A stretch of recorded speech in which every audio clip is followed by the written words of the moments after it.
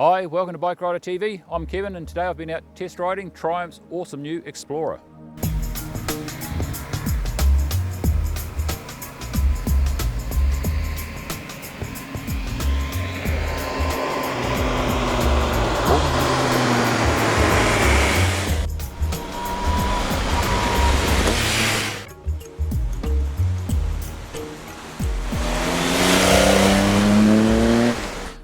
Now that looks like a Triumph Triple, and it is, and the frame looks similar. This is a ground up new model. It's a whole new frame, it's a whole new engine.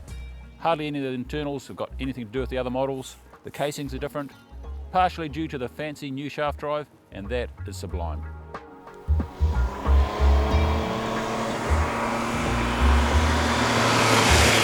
Now one of the accessories we did put on are these fairly solid handguards, and now these ones, they're the New Zealand model, they're Pukeko proof. I've just proved it. The Pukeko did come off second best. Hiding behind that, it's got cruise control, it's got traction control, it's got ABS, it's got shaft drive, the works.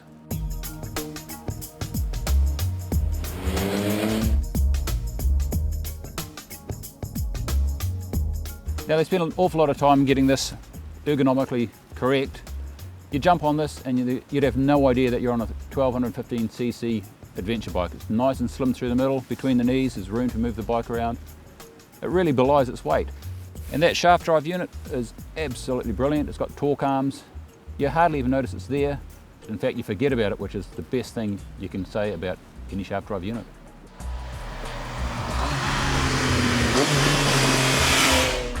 Now for another couple of $1,000, you can get these very cool looking panniers.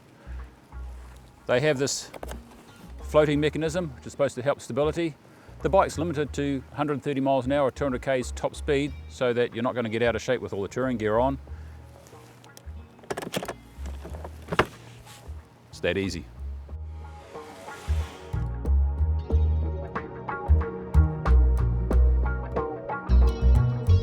Sitting here is a pretty nice place to be, really.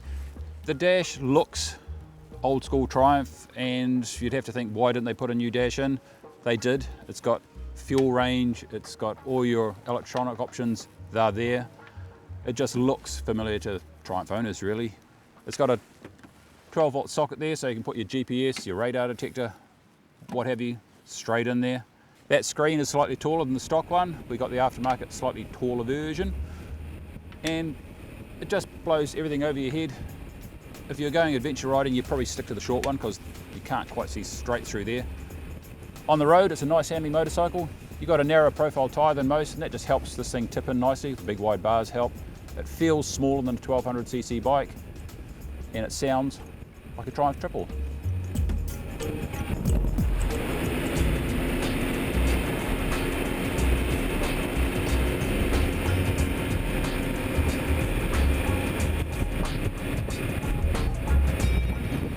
When Triumph released this motorcycle, they made no secret of what they copied. It's pretty obvious, it's a big adventure bike. What they did do is do a lot of research and worked out that the customer base they were aiming for was going to use them mainly on the road, possibly a bit of gravel. They weren't too fussed about throwing big knobblies on it and tackling the Dakar. What they produced is an exceptionally good touring bike. It does get along okay on gravel. It's on roadish tyres, so a little bit of caution. But it's just so easy to sit there for hours, inhale the miles.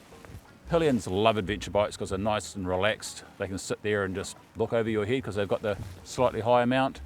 I'd have to give it top marks. This is their first big adventure bike, in modern times anyway, and they've hit the nail squarely on the head.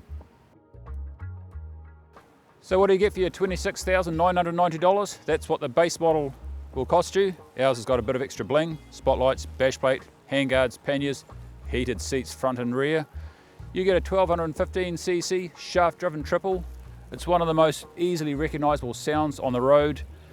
It's an adventure bike. They have aimed it more at the road touring side, but it does have adventure capabilities. Something that you can tour the back roads, you can do a bit of gravel roads, gentle adventure rides. This thing is an absolute beast.